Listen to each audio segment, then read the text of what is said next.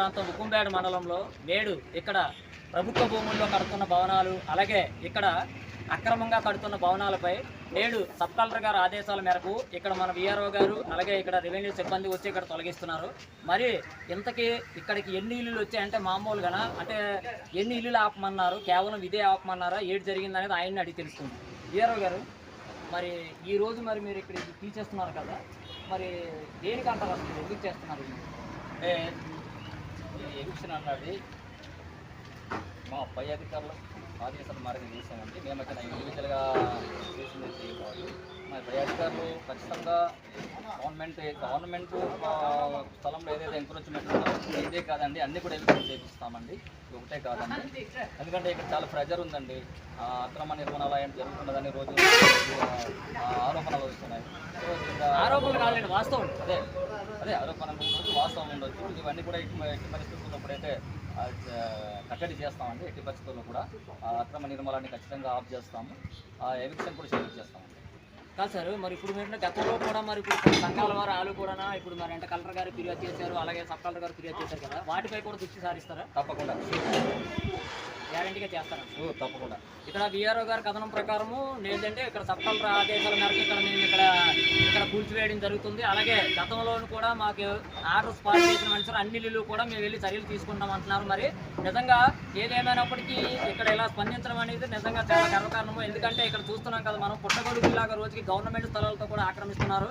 మరి వీళ్ళ వెనకాతల గతంలో కొన్నిసార్లు అంటారు ఏంటంటే అధికారులు దీని వెనకాతలు ఉన్నారని చెప్పని అనేవారు. మరి ఈ రోజు వాళ్ళు స్పందించి ఇక్కడ చేస్తున్నారు కనుక అందరికీ అదే ఇచ్చేస్తారా, లేకపోతే ఇక్కడ కేవలం ఒక గిరిజనుడు కట్టుకున్నదే ఇచ్చేస్తారనేది మనం వేచి చూడాలి. అలాగైతే ఇక్కడ ఒక గిరిజనుడిదే కానీ ఎలా చేసి ఉండాలంటే మాత్రం అది మాత్రం అన్యాయమనే చెప్పాలా. మరి మొత్తం అన్నీ కూడా ఉక్కుంపేటలో ఉన్న మొత్తం అక్రమ కడ్డాలు అన్నీ కూడా నిలిపేస్తామని చెప్పని ఇప్పుడు నేరుగా ఆయనే చెప్తున్నారు. మరి నిజంగా ఇది జరుగుతుందా లేదా అనేది వేచి చూడాల్సింది. అలాగే ఇక్కడ మన చూడండి, ఇక్కడ ఈ హౌస్ నిర్మించుకుంటున్న కోటి గారు ఉన్నారు. మరి ఆయన గిరిజనుడు, ఆయన ఆవేదన చెందుతున్నాడు. మరి ఆయన మాటలో కూడా అడిగి తెలుసుకుందాం. కోటి గారు, మరి మీరు ఇక్కడ ఇది గవర్నమెంట్ భూమి కదా, మరి మీరు కడుతున్నప్పుడు మరి ఎవరికైనా అధికారులు తెలియజేసి కట్టారా? తెలియజేస్తుంటాను. మరి ఈ రోజు వచ్చి తీసేస్తున్నారు కదా, మరి మీరేమంటారు? నేను ఆల్రెడీగాను పంచాయతీ అప్రూవల్ కూడా చేయించమండి.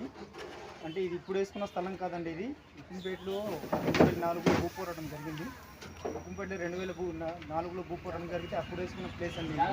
ఇంతకుముందు కింద నా చిన్న బడ్డీ ఉండేది, బడ్డీలో మేము పెయింటింగ్ అలాగా ఉండేవాళ్ళము. అయితే ఆ బడ్డీ వేరే కారణాల వల్ల బడ్డీ కూలిపోవడంతో మనము ఆ బడ్డీ ఉన్న ప్లేస్కే మనము మన ఇటుకతో ఇలా కట్టుకోవడం జరిగిందండి.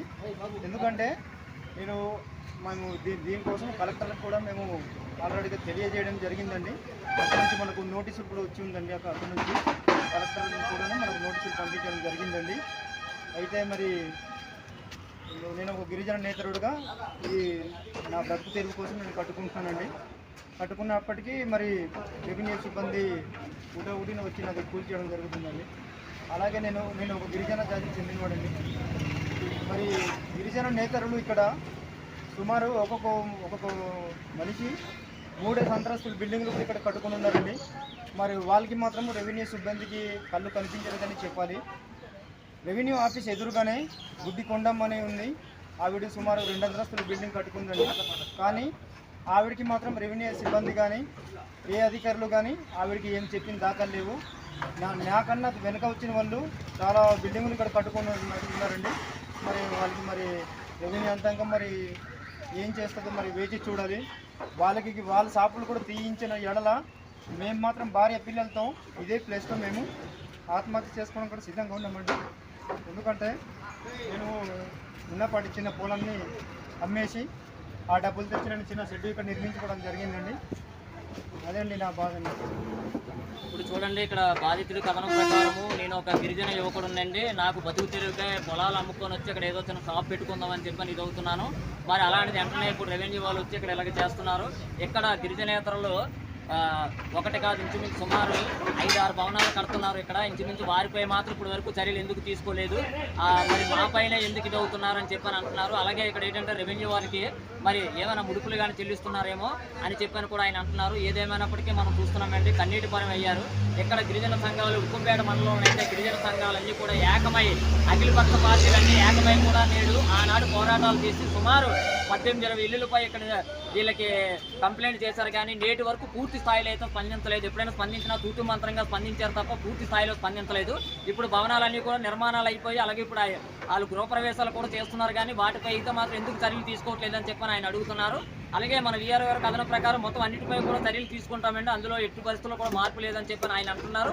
ఏదేమైనప్పటికీ అధికార యంత్రాంగం అయితే మాత్రం మేము తప్పనిసరిగా మా పై అధికారులు ఆదేశాల మేరకు మేము ఇక్కడ పనిచేస్తామని చెప్పని వాళ్ళు అంటున్నారు. మరి నిజంగా అనకూడదు, మరి ఇక్కడ ఒక గిరిజన యువకుడైతే మాత్రం చాలా బాధపడుతున్నాడు, కన్నీటి పరం అవుతున్నారు. నిజంగా ఆయన అంటే బాధ అనిపిస్తుంది ఇప్పుడు, ఎందుకంటే నాకు వాళ్ళందరిది కూడా చేయకపోతే నేను ఇక్కడే నేను నా కుటుంబంతో సహా సజీవ దహనం అయిపోతానండి, ఇంకా నాకు వేరే దారి లేదని చెప్పని అంటున్నారు. ఏదేమైనప్పటికీ మనకైతే మాత్రం అధికారులకైతే మాత్రం ఒకటైతే మాత్రం కనిపిస్తుంది, ఎక్కడైనా ఇక్కడ గిరిజనులు ఎవరైనా ఒక చిన్న పార్టీ ఏదైనా పట్టుకుంటే మాత్రం వేగవంతంగా వచ్చి దానిపై చర్యలు తీసుకోవడం కూడా జరుగుతుంది. కానీ పూర్తి స్థాయిలో భవనాలు కడుతున్న వారు కూడా అంటే చట్టానికి వ్యతిరేకంగా 1/7 చట్టానికి వ్యతిరేకంగా కడుతున్న వారిపై మాత్రం చర్యలు తీసుకోకపోవడం వెనక ఆంతర్యం ఏమిటన్నది ఆలే చెప్పాలి. అలాగే ఇంకో నిదర్శనం ఏంటంటే గతంలో కూడా ఇక్కడ కొర్లాబు గోపాలు అనే వారు కట్టుకున్నప్పుడు కూడా వచ్చి కనీసం సమాచారం కూడా లేకుండా కూలగొట్టారు. మరి ఈనాడు కూడా వచ్చి ఇక్కడ ఇచ్చేస్తున్నారు. మరి గిరిజనులు కట్టుకుంటే ఒకటి, గిరిజనేతలు కట్టుకుంటే ఒకటనే ఆరోపణలు వస్తున్నాయి. ఆరోపణలు కాదు, వాస్తవం అనే పలు గిరిజన సంఘాలు అంటున్నారు. నేరుగా ఆయన కూడా తెలియజేస్తున్నారు. మరి ఇది ఎంతవరకు వెళ్తుంది అన్నది వేచి చూడాల్సిందే.